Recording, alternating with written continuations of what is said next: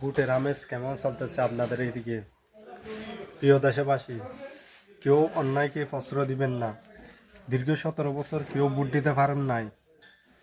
এখন আপনার ভোট আপনি দেন, কাউকে দিবেন না। টাকার কাছে হারবেন না। সবাই ন্যায়কে ভোট দিন, অন্যায়কে প্রশ্রয় দিবেন না। সবাই ভোট কেন্দ্রে গিয়ে নিজের পছন্দের মতো যে উন্নয়ন করতে পারবে, যে দেশের মানুষকে সেবা দিতে পারবে, যে মানুষের পাশে থাকবে, তাকে ভোট দিন। চোর বাটপার ডাকাতদেরকে কেউ ভোট দিয়েন না।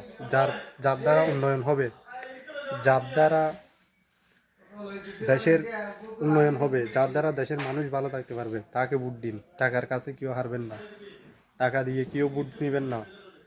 দীর্ঘ 17 বছর কেউ ভোট দিতে পারে নাই, যার যার মতো তাতে ইয়ে করতে পারছে, এখন আর করিয়েন না। এটা দেশবাসীর কাছে আবেদন আমার।